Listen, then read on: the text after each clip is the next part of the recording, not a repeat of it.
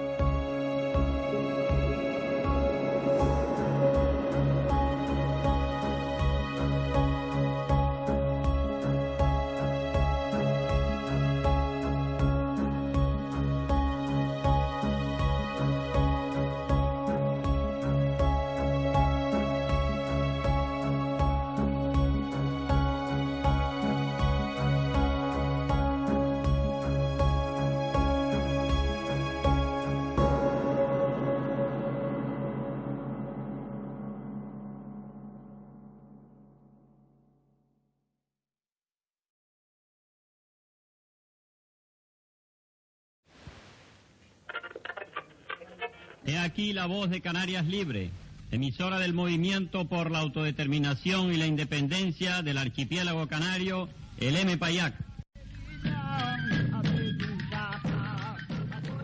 Esta sintonía es escuchada cada noche en Canarias durante la década de los 70. La voz de Canarias Libre transmitió desde Argel e implantó en la mente de muchos canarios un nuevo sentimiento nacionalista. Estas emisiones del MPAYAC son claves en la evolución de la organización, pero para entender mejor este movimiento hay que ir a sus comienzos.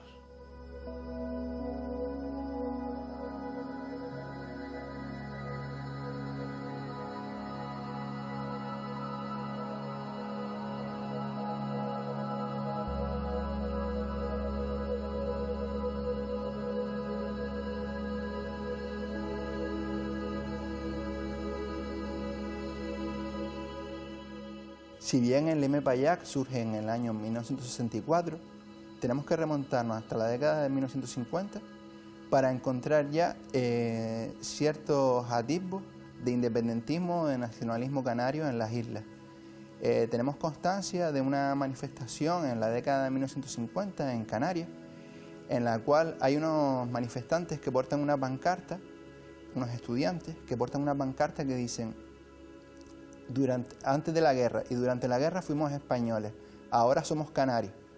Pienso que podrían ser miembros de la Iglesia cubana, que también estos miembros de la Iglesia cubana también pueden ser esa chiquillería que se agolpa ante la audiencia cuando va a ser el juicio de Juan García Alcorredera, que tanto Antonio Cubillo como el resto de integrantes del Movimiento Canarias Libre comentaron que fueron una de las causas principales que les motivó a pasar a la lucha política.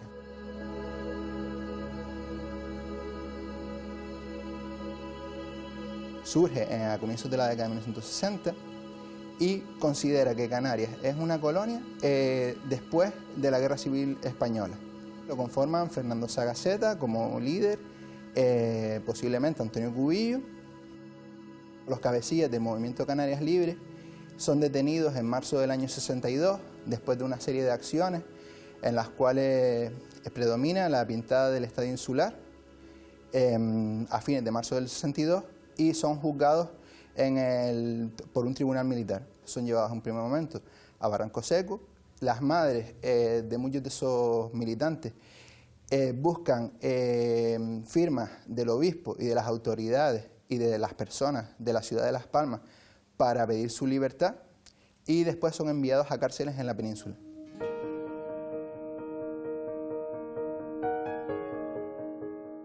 Canarias Libre se disuelve tan solo 3 años después de su fundación. Los ideales de la organización sirven para sentar las bases que dan pie al movimiento por la autodeterminación e independencia de Canarias, el MPAYAC, creado y promovido por Antonio Cubillo.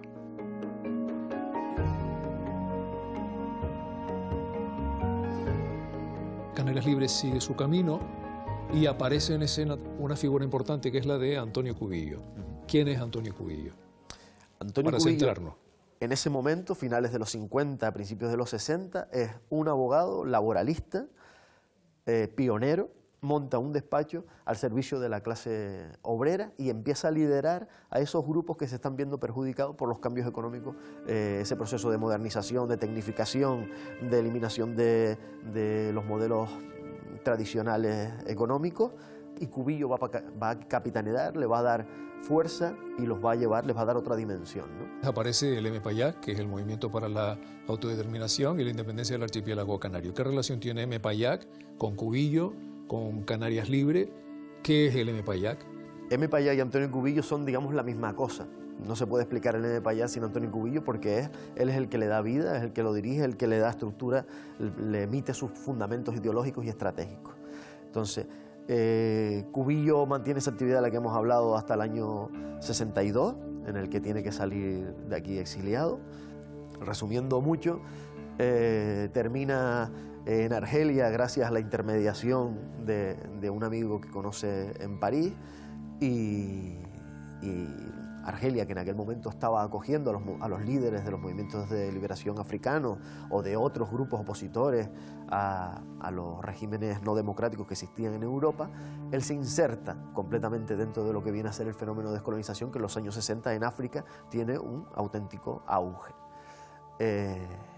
Y él va con el movimiento autonomista canario desde París, es decir, él cuando rompe con el Partido Comunista y se marcha a París, allí construye dentro del marco de los opositores europeos algo que él llama movimiento autonomista canario.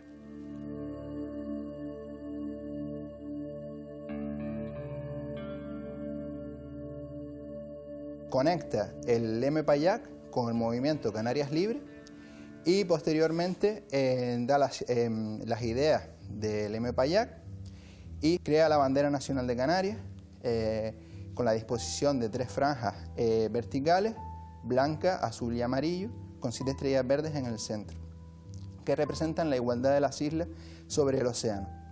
En diciembre de 1975 empieza a emitir La Voz de Canarias Libre y tiene una gran aceptación en Canarias. Casi una gran parte de los canarios empieza a escuchar la emisión y desde parte de las autoridades civiles y militares se preocupan por la incidencia que la misma pueda tener en las islas. Tanto es así que por parte de la Capitanía General de Canarias se solicita al gobernador civil un listado de todos los radioaficionados que hay en la provincia, con sus nombres, apellidos, trabajos, direcciones, códigos y familiares a cargo, para tener un control de los radioaficionados que podían jugar un papel importante en la recepción y en la divulgación de la voz de la Radio Canarias Libre, La Voz de Canarias Libre. Dara y Masesli en Canaria Tilelit, Amezgal en Amusu, Ful Agushelman Deus Saruk Tixirin en Canaria, en Payac. En ese momento reconvierte el MAC y en el año 64 funda el MPAYAC, que por supuesto, como ves, cambia completamente incluso el marco, ya no es un movimiento autonomista, ahora es un marco que defiende la autodeterminación y la independencia de Canarias, y crea la bandera nacional con las 7 estrellas famosas que todos conocemos, y cambia por completo su discurso y crea lo que en aquel momento era un movimiento de liberación nacional africano. La gran novedad que pone en escena Antonio Cubillo en esa época es la actividad diplomática. Nunca antes se había hecho nada parecido. Y teniendo en cuenta lo limitado que era el apoyo interior, porque eso es así, es decir, los apoyos con los que disponía el M. Payat en el interior eran escasos, sin embargo contrastaba completamente con el reconocimiento internacional que tenía, el peso internacional que tenía y la capacidad que tuvo Antonio de sentar a Canarias, de convencer a muchos países de que éramos un país africano ocupado por una potencia extranjera y por tanto con derecho a la autodeterminación como cualquier otro país africano. Creo que eso fue no solo una novedad, sino un auténtico éxito de Antonio Cubillo en ese marco, creo que envidiado por muchos en aquel momento. ¿Cómo se financiaba el M. Payat? ¿Cuál era su vía de financiación? El apoyo principal del M. Payat era el gobierno argelino. Luego habría otras vías de apoyo mucho más escasas, es decir, secundarias, como podría ser los apoyos personales, las donaciones que se hacían simpatizantes y miembros del grupo. Se conservan cartas de extorsión a determinados empresarios, entidades, sobre todo, digamos, de capital español, como pueden ser hoteles o grandes superficies, en aquel momento, o grandes almacenes. El M. Payat puede ser considerado para unos como eso, como un movimiento de liberación nacional, como representante del pueblo canario, que en aquel contexto de dictadura anhelaba la independencia, la liberación de Canarias frente a España como potencia extranjera que coloniza. Ese es el planteamiento, y así lo podemos leer si queremos.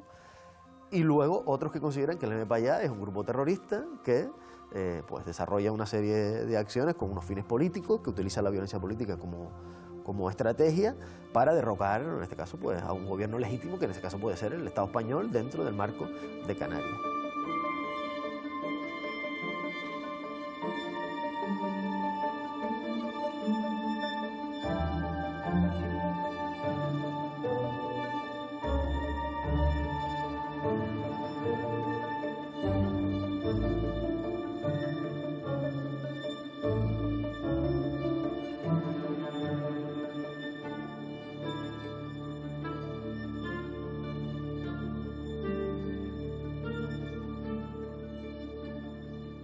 Julio, háblenos de qué repercusión pudo tener en el entorno del M. Payat la muerte de Bartolomé García Lorenzo en 1976.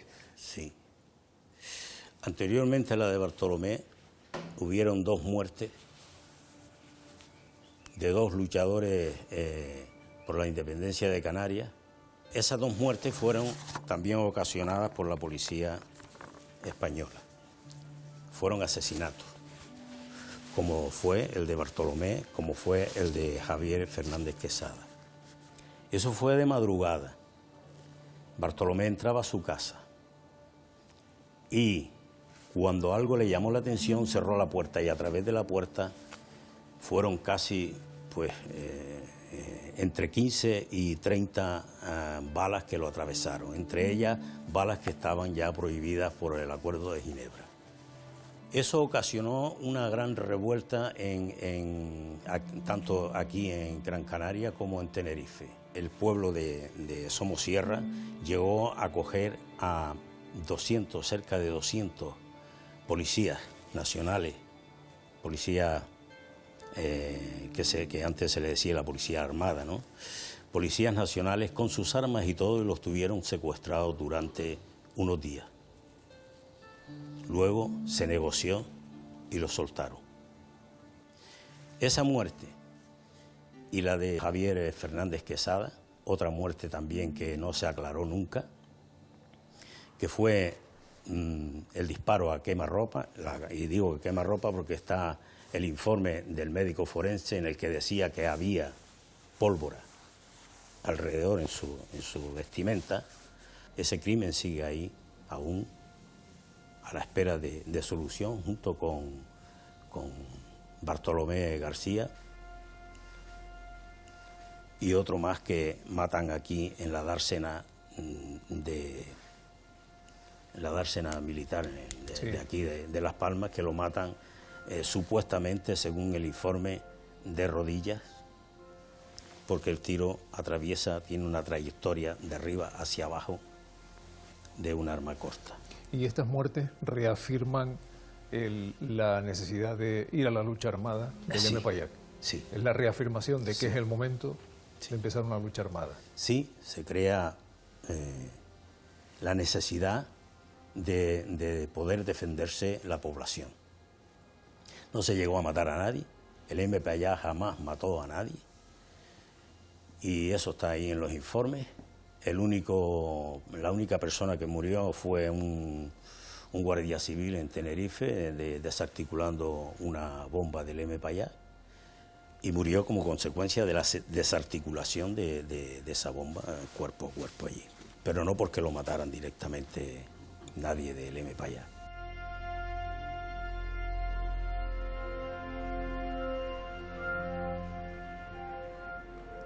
En este lugar fue donde explotó la bomba colocada por el M-Payac, que le costó la vida al policía don Rafael Valdenebros. Tenía yo 15 años y medio y me encontraba en la vivienda contigua a esta oficina, que es donde yo vivía con mis padres. En ese momento mis padres no estaban, eran las 12 menos cuarto. Llegó una vecina, tocó la puerta, miren que hay una bomba, pónganse en los cuartos más alejados de la sucursal bancaria. Pues eso hicimos, nos metimos mis dos hermanos y yo en los cuartos del fondo, y a las 12 en punto oímos la explosión. Bueno, la ventana esta sí la rompió, después las puertas de la casa de enfrente también las rompió. La puerta, el portón del edificio no lo terminó de romper, pero la bombó hacia afuera. Desgraciadamente le costó la vida a un policía, que creo que tenía solo 27 años cuando eso, que le dio de lleno y estuvo grave y después murió. En cuanto al asesinato, no al episodio, asesinato de Rafael Valdenebros Sotelo, que por cierto existe una pequeña placa, que es una de las pocas que existe en Canarias, reivindicando la memoria de este artificiero del TEDx. Y cuando perversamente los miembros del M-Payac, que han disfrutado de una impunidad y una perversa complicidad en Canarias, parece vergonzante que a estas alturas digan que no fue premeditado. Cuando se pone un artefacto de bombas para causar el mayor daño posible, que era lo que se pretendía en los años 70 y 80, y no hay que caer en la tentación, en la banalización, ni en el bucle del silencio que se ha caído en Canarias, pero de forma deliberada. Este cambio de paradigma hay que hacerlo de inmediato, a través del cambio histórico. Es decir, hay investigaciones científicas recientes donde el análisis documental de todas las asociaciones de víctimas del terrorismo y de los grupos armados de víctimas del terrorismo que han atentado contra canarios e intereses canarios ascienden a más de 322 casos sin esclarecer. Hay que cambiar este relato de permisividad, de blanqueamiento, de equidistancia que se ha tenido con el M-Payac en Canarias. Hay documentación desclasificada en la CIA que aporto en mis investigaciones científicas doctorales de tesis, donde desde 1979, tanto el Frente Polisario, acrónimo Frente Revolucionario Alhambra Río Oro, ETA, que todo el mundo sabe lo que significa ETA, y el M-Payac, el Movimiento para la Autodeterminación e Independencia del Pueblo Canario, desde el año 79, según Estados Unidos, el gobierno federal de Estados Unidos y la CIA, eran grupos terroristas.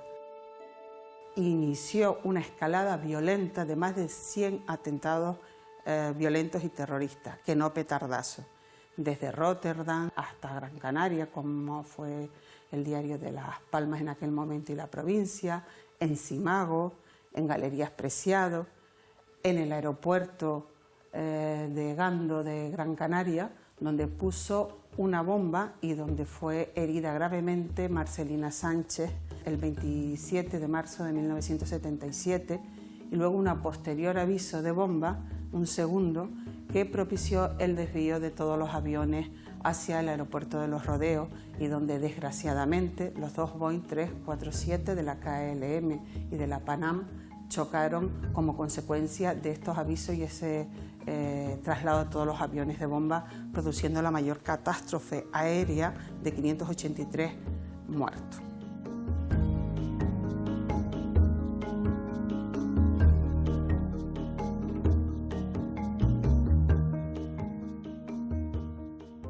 Sí es cierto que existió una sección interna que defendía la denominada propaganda armada.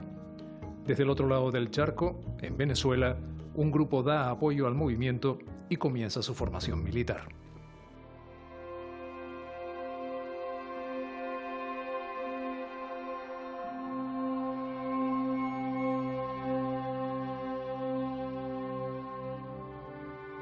Fructuoso, con 26 años te vas a Venezuela. Sí. Y te vas a Venezuela para recibir instrucción militar. Yo me voy a Venezuela por dos razones.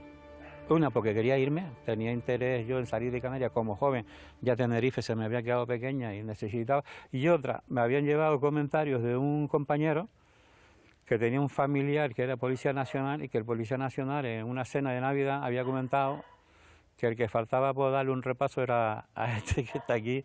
Entonces me lo dice: mira, Fructuoso, que fulanito te está casando para darte un repaso, ¿no? Para darte independentismo, ¿no? Y yo tenía contacto de gente en Venezuela, ¿no?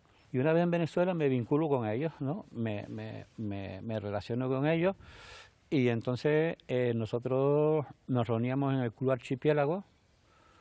Nos reuníamos en el Club Archipiélago con más independentistas que no necesariamente eran del MPAYA. Manteníamos reuniones y un día alguien dijo de que el MPAYA necesitaba recibir instrucción militar porque no teníamos conocimientos militares, y alguien se puso en contacto con un comandante que había sido comandante en Nicaragua en la lucha contra Anastasio Somoza. Su nombre es Álvaro Carrera, comandante Joaquín en el periodo nicaragüense, y Álvaro Carrera se brindó a darnos instrucción militar. Era acostumbrarse a llevar armas, a usarlas, al manejo de montar, desmontar, armas cortas, armas largas, caminatas, mantener una relación de solidaridad y de amistad con los compañeros y con las compañeras, pero era acostumbrarte a llevar armas pues, que en un principio te sientes incómodo o te sientes asustado, pero una vez que te acostumbras a llevar armas, la llevas como que llevas una cartera.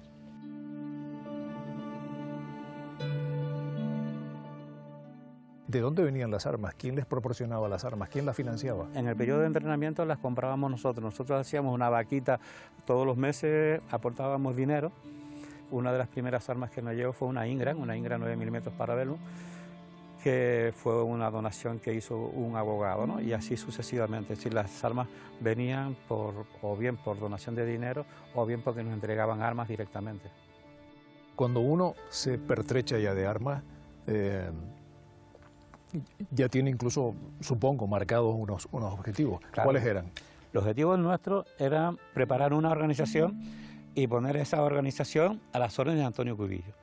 Ese era el objetivo. De hecho, uno de nuestros más representativos componentes, que era el viejo Benicode. Benicode era un icodense, tendría en aquella época unos 70 y tantos años. Había estado preso por republicanos en los salones de Pfeiffer en la época del franquismo y tal. Pues Benicode siempre nos llamaba la atención. Benicode nos decía siempre: la estructura militar está siempre sometida al proceso político, ¿no? A la dirección política. Jamás puede actuar en la estructura militar ajena a la dirección política. Hay dos momentos diferenciados en el MPAYAC. Hay uno que sería, digamos, la etapa más política, donde se defienden una serie de ideas políticas que desde luego no coinciden con las ideas que tiene el Estado en ese momento, y hay un momento en el que el MPAYAC decide ir a la propaganda armada. O propaganda armada o violencia política. ¿Qué era esa violencia política o esa propaganda armada exactamente? ¿Qué consistía? Bueno, si nosotros hacemos una comparativa, por ejemplo, con la violencia que se ejercía en Euskadi y la que ejercíamos nosotros, hay una distancia abismal. Nosotros jamás desarrollamos una violencia donde hubiesen muerto, sino que queríamos llamar la atención, una de petardo. Incluso es que las bombas que se ponían no eran bombas extraordinariamente agresivas, ¿no? Sino se le decían petardos más bien. Es decir, lo que se estaba intentando es llamar la atención a nivel internacional. Dentro de la organización sí es cierto de que hubo gente que se opuso a la tesis de Antonio Cubillo de la lucha armada, ¿no? De la propaganda armada, ¿no? Y hubo en Argelia el congreso que se celebró, que creo que fue el único que se ha celebrado, dos posicionamientos, uno a favor y otro en contra. E incluso los que estaban a favor del posicionamiento de la propaganda armada, también hubo una división, entendiendo de que la directriz de esa posible lucha de propaganda armada se tenía que realizar desde el interior del archipiélago, no desde Argelia. Cuando uno decide tener un arma, está decidiendo al mismo tiempo tener que usarla, si llega al caso, ¿verdad? Sí. ¿Tú hubieras estado dispuesto a disparar a alguien? Eso es una pregunta que yo siempre me he hecho, porque yo he llegado a una conclusión. Matar a una persona es fácil, ¿no? Lo difícil es que tu cerebro cargue con ese hecho. Y yo creo que mi cerebro no está preparado para eso. Yo creo que mi cerebro, es decir, lo que es la aventura, lo que es el dinamismo, a lo mejor un enfrentamiento para defender tu vida y tal, todo eso sí. Pero llegado el momento de usar un arma para matar a una persona, te digo, matarla es fácil. Lo difícil es llevar con eso. No estoy preparado para eso.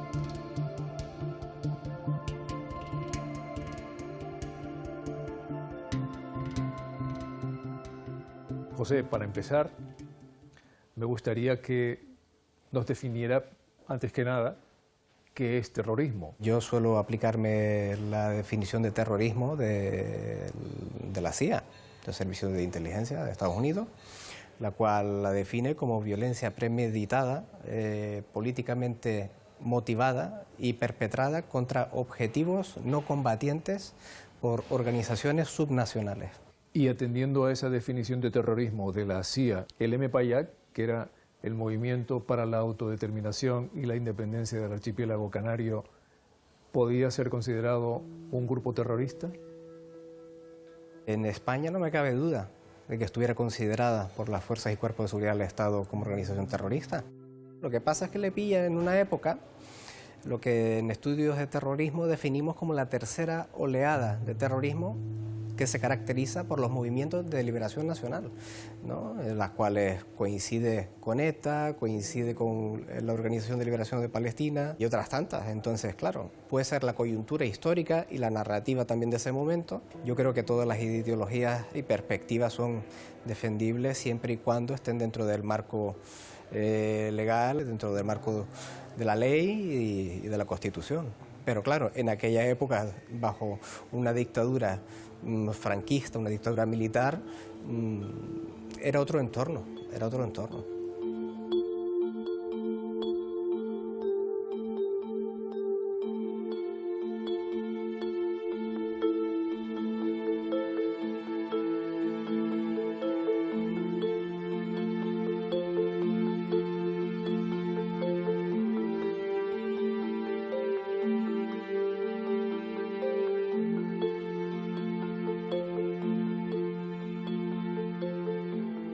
Juan Luis, policialmente, ¿qué era el MPAYAC? ¿Cómo estaba integrado? ¿Tenía comandos? ¿Cómo funcionaba el MPAYAC? Aquí fue muy curioso porque es que no tenían prácticamente gente y eran pocos. De hecho, nos costó trabajo encontrarlos porque es que empezamos a investigar. Yo acababa de llegar a la Brigada de Información y empezamos a investigar, a tirar de archivo y ningún de los que estaban fichados del equipo anterior se movía. Entonces empezamos a movernos, a ver un poco, pam, y nos llegó por fuera que había un individuo de familia libanesa que estaba extorsionando a gente de la misma nacionalidad o gente de aquí de la colonia libanesa. Entonces empezamos ahí, que si tenía un poco, que parecía mentira, que siendo libanés era independentista. Empezamos por ahí y, siguiendo un hilo, encontramos las bombonas de Bursil Gas, que eran las que donde ponían las bombas, que se había puesto en el Corte Inglés, se había puesto, creo que en Royal Air Maroc, ahora no me acuerdo mal en varios sitios, pero se había puesto en varios sitios. Y entonces ahí empezamos a tirar y se detuvo a los últimos comandos del MPA, que eran 3. Si te puede decir nombre, porque salió en la prensa ya y todo, era Manzur Abdullah Trabagüe, que murió hace poco, y 2 más. ¿Cómo eran las bombas? ¿Qué tipo de bombas eran? Eran unas bombas muy artesanales, ya eran bombas, a ver, con pólvora, y era una bombona azul, pequeñita de esas de camping, y ponían, ahí ponían la mecha y ¡paz! Lo de aquí fue una auténtica chapuza, era bombona, pólvora, mecha, y pues como si tiran un cóctel molotov, que lo puede hacer un niño de 14 años. Se coge una botella de tropical, le llena de gasolina, le pone una mecha, lo tira y te explota. O sea, no había, nosotros sepamos, a lo mejor se intentó cuando fueron a Madrid con los grapos a ver si se podía potenciar la lucha armada, pero no se llegó, gracias a Dios, para Canarias y para Las Palmas en particular, no se llegó a... ¿Cuál era el objetivo del MPA? Porque así como en ETA el objetivo, por ejemplo, era la Fuerza de Seguridad del Estado, de los militares, en el caso del MPA, el objetivo, ¿quién era el enemigo? Abatir, ¿quién era? Era el Estado español, pero o sea, en general, o sea, no se iban, por ejemplo, yo he trabajado en el País Vasco en grupos anti-ETA, eran a matar a la gente o políticos de otro partido o miembros de las fuerzas y cuerpos de seguridad, policía, guardia civil, policía local, o sea, esos iban. Aquí ponían la bomba por hacer ruido, yo pienso que era por hacer ruido. Yo entiendo también que ellos tampoco querían matar a nadie, eran dar bronca, o sea, que saliese en la prensa, como luego fue, que aquí había un sentimiento, porque además ten en cuenta que en aquella época también luego estaba lo de la OUA, que también me tocó a mí. O sea, que fue que Cubillo sí se movió muy bien ahí, en ese aspecto a nivel político, y entonces el gobierno se sintió entre eso y las bombas que la OUA, los estados africanos, se le echaban en contra. Entonces aquí invitaron a todos los embajadores a venir a Canarias. Y luego salió en la OUA que no había, dijeron que no era colonia, que no había...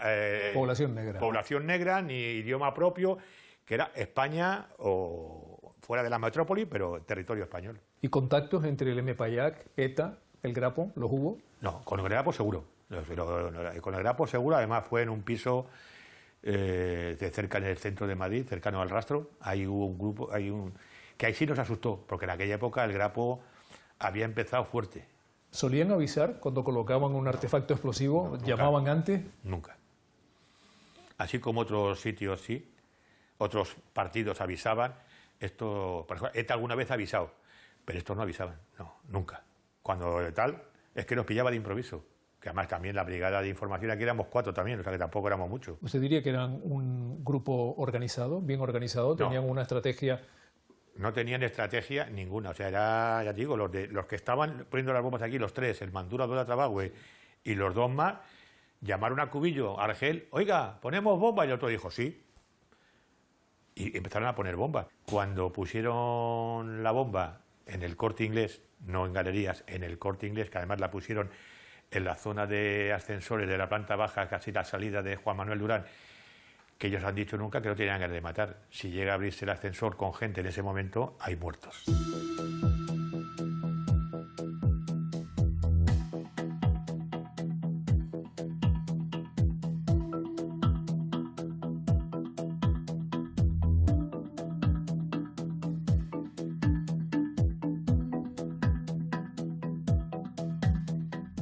El Corte Inglés se inauguró el 30 de septiembre y esto fue el 31 de octubre, lunes y puente. En la planta baja, delante de lo que es la escalera de mano en la entrada de Juan Manuel Durán, estaba el departamento de maletas, que estaban todas colocadas en posición vertical, y entonces parece ser que alguien trajo una maleta con algún explosivo dentro y la colocó entre las otras maletas, como una cosa normal. Debía de ser una maleta nueva, porque si es una maleta vieja, llama la atención, pero tampoco lo sabemos.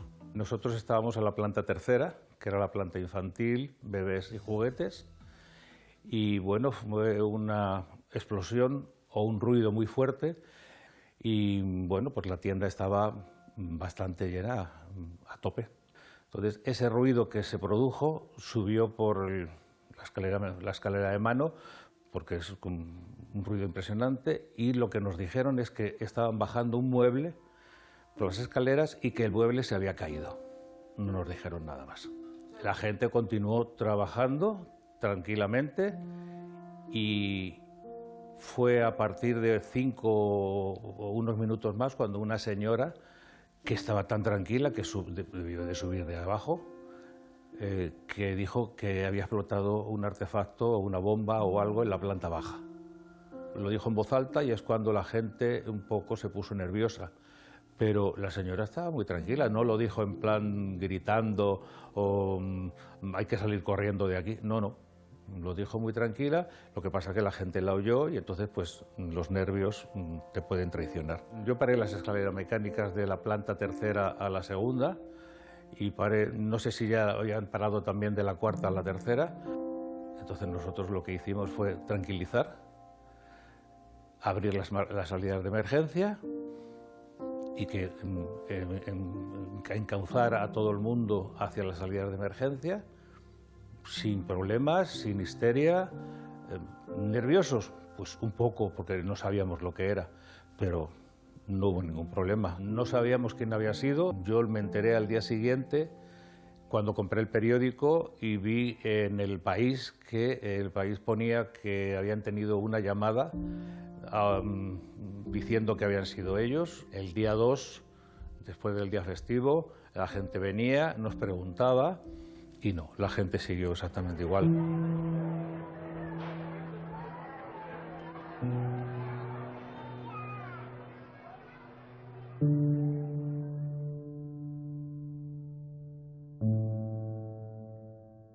Usted estaba recién llegado a Canarias, ya había oído hablar del M-Payac. ¿Qué sabía del M-Payac usted? ¿Qué había escuchado? Bueno, había escuchado en aquella época que era un movimiento independentista, pero que una vez llegado aquí, pues vamos, no tenía sustancia alguna. Eso de compararlo con un grupo terrorista, como los que después desgraciadamente conocí en mi carrera penitenciaria, es una utopía. No tenían nada que ver, eran absolutamente deslavasados, tampoco tenían una coherencia, ni siquiera un discurso, o sea que eran unos entes aislados en medio del resto de presos, que en aquella época estaba bastante alborotado. El año 79, que fue prácticamente de motín día sí y día no. Pero estos tres que estaban, pues no participaban activamente en nada y procuraban aislarse para no tener más problemas de los que ellos pensaban que ya tenían. O sea que solo había 3 presos relacionados con el M-Payac. Efectivamente, solo conocí a 3 de ellos. Y ellos se ven envueltos o participan en un motín que se produce en 1977. Es un motín de todos los presos en realidad, porque en ese año se empezaba a hablar ya de una orden o de una posibilidad de que los presos canarios fueran trasladados a la península. Ellos también participan en ese motín. ¿Qué recuerda de eso? Bueno, ese motín fue en julio del 77. Ellos participan sencillamente para hacerse notar dentro de la multitud. Protestaban, y las protestas que se hicieron a continuación en los años 78 y sobre todo 79 eran fundamentalmente por el encierro masivo de personas en un centro que era del tiempo de la República y que estaba pensado para no más de 100 presos. En aquella época del motín había 200, pero llegó a haber 430. O sea que literalmente no cabían. Eso se solucionó con la subida al nuevo centro de Salto del Negro, donde ya se descongestionó. Pero ellos sí, en ese primer motín sí participaron. Después, posteriormente, uno de ellos, que era el más, digamos, menos coherente de todos, se apuntaba a un bombardeo, pero no tenía entidad como para influir ni para manipular al resto de los internos. Se habla de un trato de dureza en la prisión de Barranco Seco con estos presos del M-Payac. ¿Recuerda usted algo de esto? Ninguna dureza, estaban integrados como el resto de presos y allí no había dureza ninguna. Además, ¿qué dureza va a haber si éramos 3 funcionarios, 24 horas con ellos y ellos eran 350? De hecho, en los motines lo primero que hacían era invitarnos a salir para ellos destrozar a gusto y evidentemente 3 no íbamos a ser los héroes.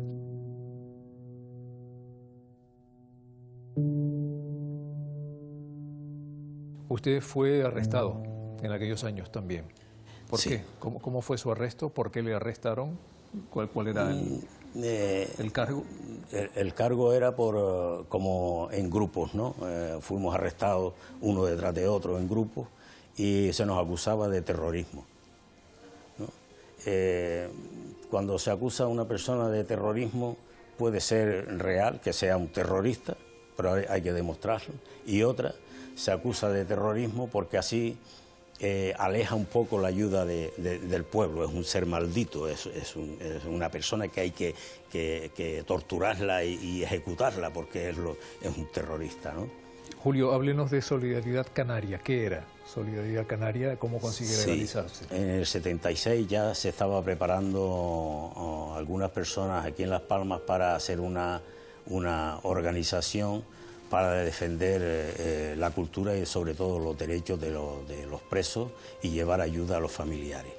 Se hicieron algunos conciertos por ahí, se hicieron algunos... Eso fue en el 76, vamos a ver aquí. Vale. Se presentó la documentación pues como 4 o 5 veces. Primero se intentó en Tenerife. En Tenerife el gobernador la denegó por lo menos 2 veces.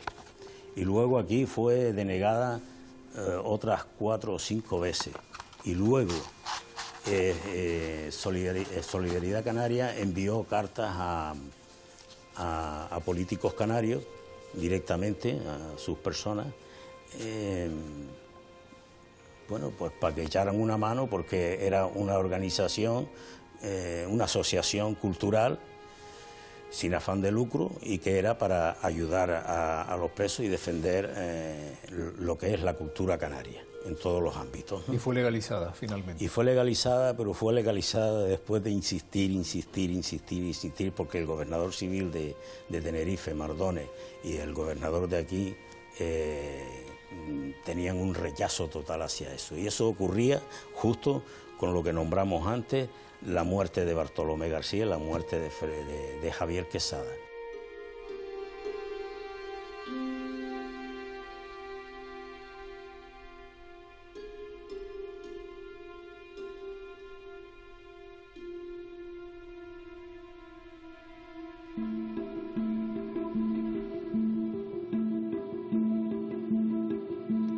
En 1977, el gobierno de España concede una amnistía a todos los presos políticos. Un año después, ante la posibilidad de una comparecencia en la ONU, el Servicio de Inteligencia Español atenta en Argel contra Antonio Cubillo. Esto le hace replantearse sus actividades y es el principio del fin del M-Payac.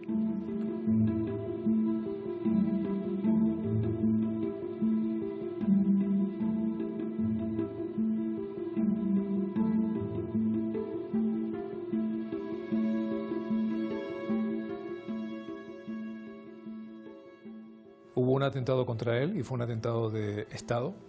Fue terrorismo de Estado. Bueno, fue terrorismo directamente. de Estado, Hay una condena, claramente. Y a mí eso ya me sugiere una pregunta. ¿Tanto temor despertó Antonio Cubillo en el gobierno español como para quitarlo de en medio? Pues mira, debe ser que sí. Porque fíjate que coincide cuando los argelinos se vuelcan con el M-Payac, con Cubillo, fue justo cuando se estaba hablando de los acuerdos tripartitos de Madrid. Y me imagino que sería también como una forma de presionar. Pero, claro, las presiones por el otro lado eran mayores. Entonces, había movimientos, bueno, en toda África había movimientos independentistas. Ellos reivindicaban la africanidad de Canarias y tenían miedo que surgiera, pues, un movimiento aquí más fuerte. Yo creo que ellos pensaron que era más fuerte del que aparecía porque se movían. Eran pocos, pero se movían muchísimo. Entonces, llamar al M-Payac un movimiento terrorista, la verdad es que a mí me parece una metáfora demasiado arriesgada. Desde tu punto de vista periodístico, ¿cuál fue el acierto y cuál fue el error de Cubillo y del M. Payac en sus planteamientos de una descolonización? No se dejaba asesorar. A lo mejor si hubiera tenido más visión de la realidad y se hubiera dejado aconsejar por gente que conocía bien el terreno y gente que era nacionalista y que en algún momento a lo mejor se podían haber vuelto independentistas. Uno de los grandes defectos de Cubillo yo creo que era su personalismo. Estaba lleno de egos, entonces se creía un poco el Mesías y eso fue lo que lo hizo pues perder lo que pensaran que era un enemigo más peligroso, porque lo peor que le pudieron hacer a Cubillo fue dejarlo inútil, porque si lo hubieran matado hubieran hecho un héroe y entonces sí que las cosas a lo mejor hubieran sido de otra forma, pero es que lo dejaron, ese hombre que estaba lleno de actividad, lleno de ideas de las de él, que era capaz de movilizar a su círculo y mantenerlo con la moral alta, al dejarlo cojo y tullido y en una silla de ruedas, fue terrible. Fue lo mejor que pudo hacer el terrorismo de Estado para sus intereses.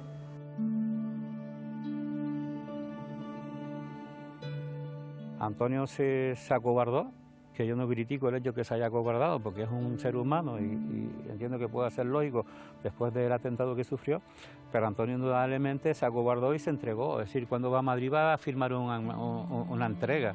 En Madrid no va a firmar ahí, no va como vencedor, va como derrotado. Entonces firma en Madrid lo que haya firmado y después viene a Canarias, ¿no? El problema es cuando una organización está jerarquizada en una persona, la persona no está muerta, sino que está viva, ¿no? Pues la gente quedó esperando 1 año, esperando 2 años, esperando 10 años, y yo creo que todavía seguimos esperando.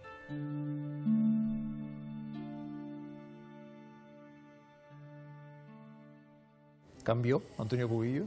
Tenía que cambiar. Cuando él llegó a Canarias era otro Antonio Cubillo, y porque su vida peligró en cualquier momento. Se salvó porque en ese momento había un partido de fútbol y las calles estaban despejadas en Argel, porque si no, no escapa. Cuando él vino para acá, después del atentado que tuvo, que le hicieron, yo intenté hablar 2 veces con él para aclarar algunas cosas y reorganizarnos de alguna manera. Él me decía en las 2 ocasiones, me dijo, una fue aquí y otra fue en Tenerife, me dijo que no era el momento, que ahora no quería hablar de esas cosas.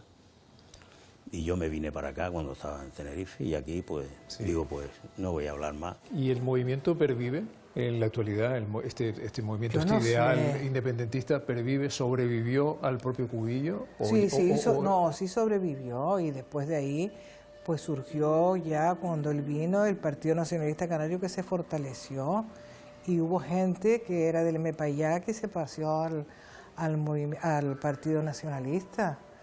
Yo creo que sí, que el sentimiento nacionalista pervive, pero yo creo que se reconvirtieron.